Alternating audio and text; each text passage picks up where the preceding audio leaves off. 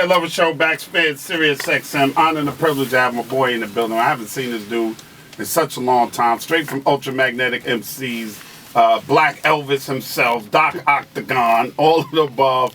My man Kool is in the building. What up, bro? What's up?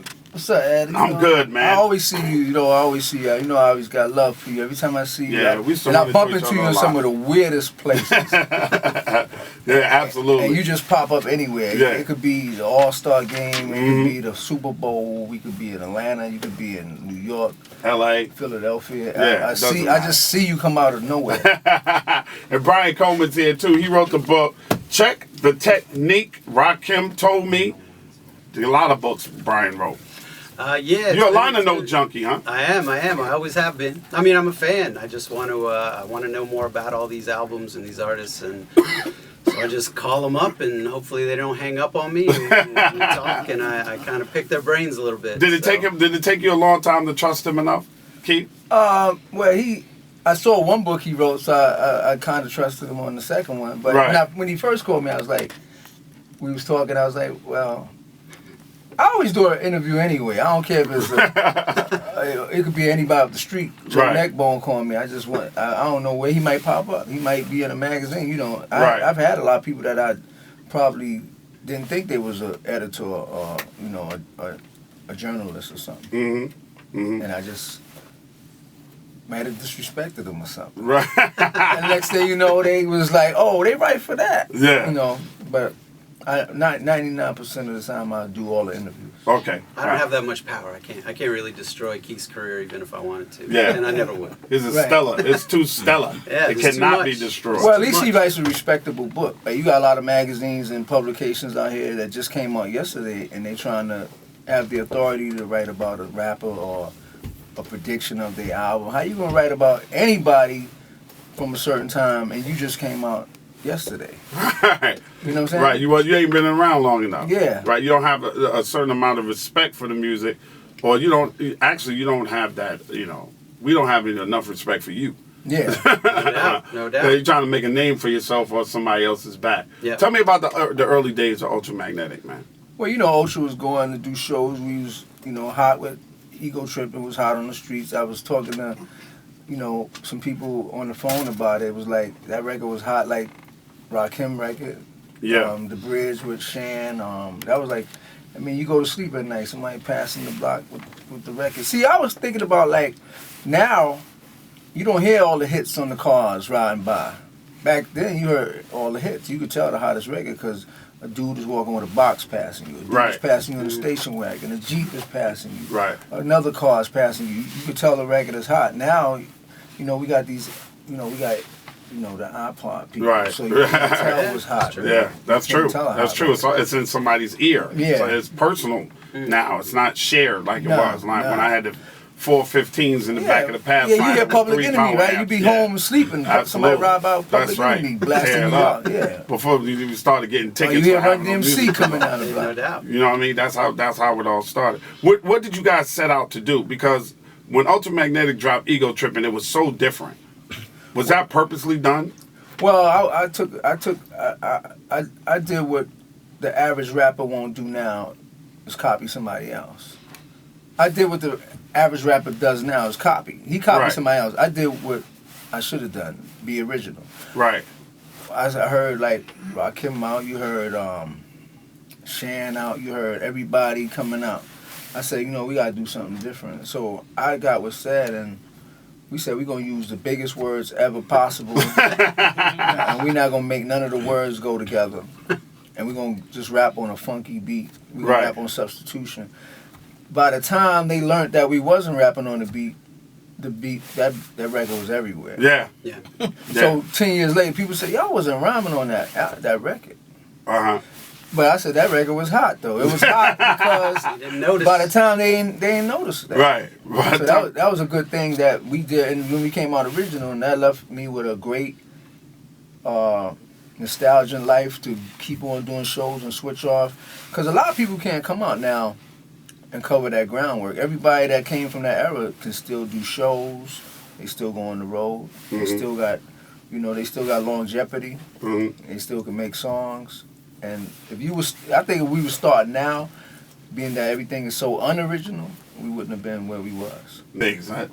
Everything. What are you now? You back to Kool Keith? Who you? I'm back to Kool Keith. I'm producing now. My #1 producer tracks and stuff like that. I've been programming, since Sad and them didn't show me how to do beats. I started doing my own music, making my own music. And Right. Programming. I just moved on after, Octagon took me into a whole new wave of people and opened a lot of different type of doors and Right. situations for me. And I started collaborating with bands and other groups that I never thought I would work with in my life. Yeah. When did you leave Ultra? I left Ultra in '92 when I went to LA. Why? Well, we just departed. What happened was the Ultramagnetic album was an album just to go do a solo album. It was like we had to do that album to go solo. That's how it was when Pat was up there, when Boogie Down Productions was at Sad House. That was the deal with Pat and all the investments of me and Sad have to do one album together. Okay. Ultramagnetic was to go to my solo album. I was going for a solo album since way before Ultramagnetic. Okay. But I had to do an album with a group. You got groups that do that too, Yeah. Plus it worked out good and it came out historical. Yeah, it did. You could say it worked out good. Yeah. I would say so. Maybe if I Me wasn't, too, Brian. if I didn't go through Ultramagnetic, you probably would never know who I was. Right. Probably. Yeah, but you and Seb were a special combination, man. That was like the kind of the interaction between you guys was pretty dope, pretty unique. Right. It was a slight accident that we got together as that group. Like that group formed together like you buying a team. Like we had LeBron came from Cleveland. Yeah. That's how that group. So were y'all friends? You and Seth? Me and Seth went to school together. Seth went to Clinton High School. He used to be in play on the basketball team, and then I went to Clinton, and I ended up going to Seth's brother's house, which was called Mastermind Productions. Mm-hmm. KRS-One and them used to be up there. They was the Celebrity 3. They wasn't even Boogie Down Productions. The Celebrity 3. Yeah, yep. Celebrity 3 was KRS and I think it was like two more MCs. Yeah. I forgot Jerry Lee and a couple of Advance. Yeah, Single Advance. yeah. So Scott used to come up there. Me and Scott used to hang out more than probably KRS, but KRS was with Celebrity 3. Okay. And Sad used to just do beats for them and like do the programs, and they put stuff on top, like he did with Criminal Minded. Right. That's why you hear like The Bridge Is Over, and then you hear I Bought a Band. You hear like Funky got the same drums. Sad was good with that, that snare he was using. The Marley snare that everybody used to the bridge, that snare. So that's why that music had sounded like the Cousins. Yeah. The beats. Well, when I had KRS-One here, he said when Mr. Magic disrespected him, Marley left his drum patterns in the studio. And they took him down. I would have took him too. Thank you. Hell yeah. And used it for The Bridge Is Over. I remember the wildest thing that I think no rapper would ever probably do. I delivered Marley the 12 inches to Queensbridge Projects right in the door, and I think Big Daddy Kane and them was in the living room. Coogee Rap. It was somebody, I think it was Craig G, doing vocals right in the living room, and Marley had his table sitting right by the kitchen. That's real. That's real. That's real. Like you got your mixing board by the kitchen. Your 4-track by the kitchen, and that's how everybody. When Sad was in the projects, everybody used to come up there. Dougie Fresh and all of them come up to his house and get beats and all that. Everybody had the beats up there right in the apartments, making them drum machines in the little, in the project rooms. Wow. There wasn't no studio like, you go in the studio. You would go into you go into somebody's grimy elevator and getting up and going up the steps. It's like you going in the Caprini Gardens and you going up there to do your vocals. Well, Sed was famous. The Ultra Lab had silver walls, right? Yeah. They had plastic on the walls, like some silver thing. It was called Mastermind Production, which originally was an R&B production. Sad's Pat brother was a good singer, like H-Town and all of them, and all the Jodeci and all the Lovers. They was coming out with an album too, the singing album. But they had to push the singing back because they felt that the rap was strong at that time. They might as well go with rap first. Okay. Rap take over R&B because R&B originally followed rap. Yeah. Because, R&B wasn't strong without rap beats not at at all. all. Not at all. Not when, and especially in the 90s, after the beats, in the late 80s and the beats, then that really kind of blew up Bobby Brown and everybody else. Mary and all them started getting on the hip-hop records. But if they would have tried to come with them little crazy Lynn drums and all that, they would have been out of here. So they had to get on the drums. Now, we was trying to count how many different record deals you had. How many did we get up to? Like 15? Yeah. I named you a Wild Pitch, Capitol, DreamWorks, Sony, Bulk. What else I was on? Traffic, Speed. Okay. Fondulum. Right. I even had little side deals. I had all kinds. Funky ass Records, my own label. Right. But that don't count, right? Nah. You were exploiting yourself. I had Partial. I had all kinds of connecting record deals. I was a rapper with all kinds of record deals. So you were also a rapper that opened up a lot of doors for a lot of different genres, genres and people.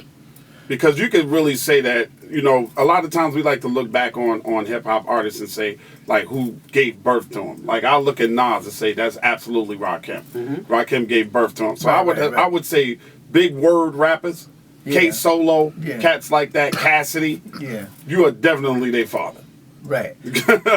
Well, you father that style, man. Yeah. Well, like you said, like even dressing in fashion, like Outkast and Missy Elliott. Absolutely. I definitely took those. I used to see Kool Keith in L.A. with the Black Elvis joint on. It's funny. I used to wear that wig on tour, and I'd be on my Prevost. I put it on every night, and I'd be like going to clubs with 3,000. Caucasian people waiting to see me, but after I get off stage, that wig, I'll just pour like 14 pounds of water out of it. Because I was sweating my head. My head used to just lose weight. Did you have backup wigs to the Black I had one. I think I had one, but I always wore the other one. And I used to put that tape on my sideburns. And it was elastic, and I couldn't get it off. And I used to rub it, and it just felt like gum on my sideburns every night. But I had to do it because I'm like, I'm making $5,000 a night, right, on the road, and I'm counting on the bus. I said, just by wearing this wig, I'm making green, just putting this rubber piece, and people would fucking get mad if you didn't wear it. They'd be like, yo, I came to see you put that shit on your head. Absolutely. You know what? Again, I wanted somebody else I wanted to mention because of the style of what you did, MF Doom. Sure, of course. Absolutely. And the eclectic, and as eclectic as you are. Let's play Sex Sim. Kool Keith in the building with me. And now joined by the one and only Professor Prince. Word. What up? What's up, sir? Man, it's good to see you. I'm doing good, man. Good to be seen. But you know what's good about the situation is seeing two, I guess, quote, OGs, and they still look like they're teenagers. It's amazing. It's amazing. You talking? Well, I did that till I could get the compliment in reverse. Well, what is you look like a damn teenager. Well, you had that good. A lot of people from that time didn't age. Now you see rappers now, they look older than you. And they got the nerve to say you old school. That's no such thing. If you look older than me, I don't know why you saying old school. You look old. You look 40. You know what kills me when you hear a dude be like, yo, when I was your age, and you say, how old are you? And he be like, I'm 29. Like, you shouldn't have said that. You should have kept your mouth shut. You look 59. That's what the guy told me the other day. I was sitting somewhere, a guy was like, yo, hey, lover, man, how old are you? I'm like, I'm 51. Word, wow, 51, man, you old. I was like, well, how old are you? He was like, I'm 24. I said, then how do you explain the fact that I look better than you at 51 and you 24 looking fucked up? How do you explain that? You see that a lot, though. A lot of drinking lean and shit, though. They do There's a lot of motherfuckers that's 24 look 97. They do too much.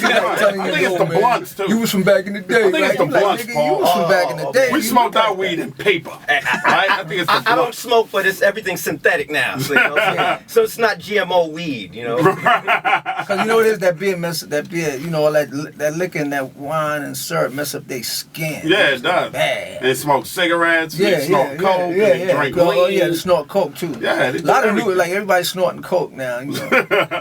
Let this be a lesson, kids. Let this be a lesson. If you want to be alright when you're in your 50s. Hey, And people dying early too. They be like, oh, my friend died. You be like, how old was he? He was 25. Yeah. I was like, man. Paul, how you doing, man? I'm good. I'm great, actually. What's new, I'm man? glad to be here, man. Tell Finally. me what's new. Tell me what's new with Prince Paul. I know you're cooking something up because you came in here and you said to Keith, "You the hardest dude in the world to get a phone call Oh man, back from." you know the beautiful thing I think about Prince Paul as I channel my inner Kanye right now is the fact that I try to make work that I don't have to rap for food. You know what I'm saying? It's like I make projects I like to make and I have fun. And you know, right now I just finished this Brazilian record with a group called Repitech. I'm doing this project. Can't really talk about it, but doing this project coming out. Been working with Scion, doing some stuff online with them, interviewing people, and still doing gigs, man. I got a gig up in Boston actually at the Good Life. Boston. I'm driving my car, and I'll be in DC in December on New Year's. So you know it's good. Life is good. Obama. How did who came up with the idea of doing 3 Feet High and Rising? Oh man, it was all of us, Paz, Dave, Mace, and myself. You know, it was. Check it out. The budget that we had, it's amazing now. We did 3 Feet High and Rising for $25,000. No way. No. And mind you, that paid our individual salaries, that paid the studio, that paid the engineer, the tapes. Low back then. Yeah. Wow. Yeah, so you know, it was a love project. We just came together, we all vibe. You know, Long Island guys, man. Right. Familyville and Plug 1, plug 2. Yeah, absolutely. Tommy Boy made a whole lot of money. Yeah. Even with the lawsuits, they made a whole lot of money. Because y'all didn't clear nothing, did y'all? Tommy Boy. Y'all. I know who was supposed to clear stuff. Broad. Yeah, very broad. Accusation. The Tommy Boy. Yeah, we you know, we gave them the samples, and you know, I don't think nobody expected us to do as well as we did. So you know, it's like, oh, we'll clear the things that seem to be popular, Hall & Oates, you know, George Clinton and certain things. But when the record took off, it was like, whoa, like we didn't know, you know, these guys would do that well, and that's when the backlash came. Right. Yeah, absolutely. But it was good enough. I was able to buy my mom a house. So that's beautiful. Now that you look back on it, was that one of the greatest experiences for you to be able to sit down with one group and just do it? Yeah, I mean, it was like, I don't know, it's like God came down and just like, boom, I'm going to put you guys together and it's going to work perfectly and you're going to make this record. I mean, yeah, it's definitely that highlight of my career. You know, it set everything else off. Stetsasonic was one part of my life, which was like my introduction to the music business, but De La Soul made me known as Prince Paul as an individual. Yeah, absolutely. You know, so it helped. Well, how did they come to you? Did Tommy Boy come to you? Because who was doing most of the producing on Stetsasonic? Was it you and Daddy-O, or mostly was it Daddy-O? It was a collective. Like you'll never hear that. But it was a collective. It was all of us, especially when you go to the first album. Right. You go to the second album, like Info Gear, started getting a little, you know, when people start to understand what credits were and what production was, oh, I did this. No, I did this. No, I conceptualized this, so it kind of changed everything. But initially, it was just all of us sitting in a room. I think how classic hip-hop records are made. It's not made like that now. It's like, hand me your beat tape. I'm sorry, CD. I had a conversation, Keith and Paul, with Chuck D. Yeah. And Chuck D told me that the second album, It Takes a Nation of Millions to Hold Us Back, was conceptualized and thought of when he was on tour with you guys. And y'all shared a bus. Yeah, I can see that. Yeah, and he said you guys went around, and he was like, well, they were doing this, that, and the third. You went to all the little towns, and Chuck saw how people were living and how the government affected everybody. So the catalyst for that album was Public Enemy against the world, against the government. And then he said to me, 3 great albums. He said the Stetsasonic album, and Takes a Nation of Millions, and 3 Feet High and Rising all came off that damn bus. Yeah, that tour. I mean, the initial experience was, imagine Stetsasonic, a big band, and Public Enemy all on one bus. Exactly. So one, there was a struggle. That means none of us was making money at the time. Absolutely. And that being said, Chuck is right. Like, we were in the hoods. We were, you know, we weren't the star attraction. So we was able to walk amongst the people and hang out and kind of see things and learn. You know, so Just not riding in no black SUV with dark windows. Yo, as a matter of fact, we had I remember being with Stet. We was on tour. We had a limo with no tent, which was the worst thing to happen. We pull up to the venue, and everybody's waving at us, looking. And we're like, right. So ain't no secret. Man. So ain't no secret about your game. That's opening act. Limo with no tent. That's opening act kind of thing. Yeah, that's definitely opening act. So did De La Soul reach out to you? Oh no, I met first. I knew Maceo. I knew all of them initially because we all went to high school together. Okay. And that's basically how it started. Is you know, they had a rougher plug tune in. I listened to it. I was like, yo, I can make this better. Channel my inner Kanye again. Right. And so we all got together and made a demo with a little bit of money we had, scraped it up, played it around. Tommy Boy heard it. They wanted to sign it. But we had other offers. We had an offer from Geffen. We had an offer from Profile. And I really wanted to go with Geffen because Geffen we'd have been the first band. Free agents, they was free agents. Yeah, man, it was a lot of money they were offering. But Tommy Boy, they was more comfortable. People were Tommy more Boy. real back then too. If they was gonna sign you, they gonna sign you. Not as of now, people just bullshit you around. If they was gonna sign you, they was gonna sign you. Yeah. Man, they sign people now. I didn't know they did that. What would you say is your greatest album you've ever produced? Man, greatest Yeah. in terms of sales. My personal favorite. Your personal favorite. Gravedigger 6 Feet Deep Oh, would yeah, have to be I forgot my about that personal group. favorite because it was at the time you gotta understand it was RZA who was Prince Rakeem. That's right. Was not the RZA as we see him now, and it was poetic. Rest in peace. Rest in peace. And Fuquana, we was all guys that kind of got done by the music business. So it was like had our little ups and downs, and it was like Was that before the Wu-Tang? So we demoed it out in '91. Wu-Tang came out. RZA put out Protect Your Neck on his own, the single. Yeah. And we was trying to get a deal at the time. We was trying to go the regular route. Right. So yes, it was pre-Wu-Tang. Okay. Yeah. It's crazy. A lot of people don't know that. Wow. Yeah. Wu-Tang, that was- Wow. And then Russell and them had the flatline. Oh yeah, the flatline. You remember that? I clearly remember that. Russell's nephew hated me. Yo. I had a Come On Son Bell on High 97. That's when He all the said dog nothing. groups was coming out. Yeah, right? yeah. All the He haunted kept saying, stuff. come on.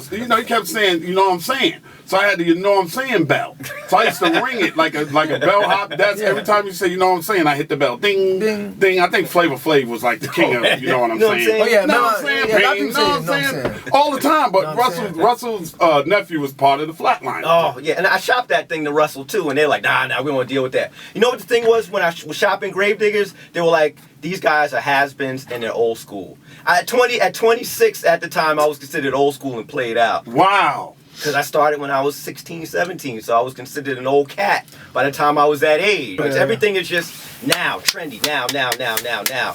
But it just got overboard. You Right. Yeah, know? where the popcorn, they microwave. The music Yeah, is yeah, microwave that's what I now. call. I call it milk music. Milk music. Milk music because Make it's it only instant. good to the expiration date, Oh, and then it's like, and then it's sour. You gotta throw it away. I call it milk. But Kiss is still doing. I seen them doing Right. turkey. They did Thanksgiving, and they looked better than any rock band out there. And you have the Rolling Stones to go on tour and Rolling tear shit Stones, down. everybody. And Yeah. Megadeth and Metallica. Yeah, all and of them, that. all of them tore together. Yeah, All of them. and there'd be a lot of young people in the Yeah. audience that'll come out and see them. What kills me though, you got rappers that should be making records together, but they don't make records together. They scared. They let the labels separate them. Rock bands don't do that. They'll collaborate with each other. They don't even care. They'll open up for each other. They don't care who going last. Rap be worried about who headlining and yo, you going on last. You should go on first.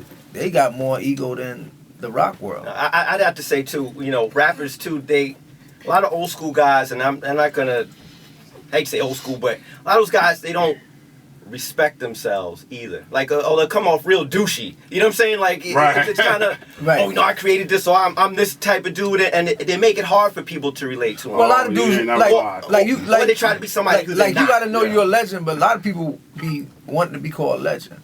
Like me, I still make brand new music. Like he still makes brand new music. Right. A lot of people still want to live out the legend status. You don't like they feel legend means to quit and you at the end and worship you like an old president. Or something. Right. No- A lot of people don't like to be coined as old school. Yeah. Yeah. Nobody. That's like you don't do that. You just They let. try to change it. It's Yeah. true school. It's Yeah, not true old school, It's the yeah. true school. Nah, you're All that- 44. You're yeah, old school. yeah, Shut yeah, up. yeah. Either they're stuck But you know in what's the funny past though? or they're way- You know what's funny way in though? the future. You know what's funny Yeah. though? They got it goes so trendy that they call 2000 artists old school. Yeah.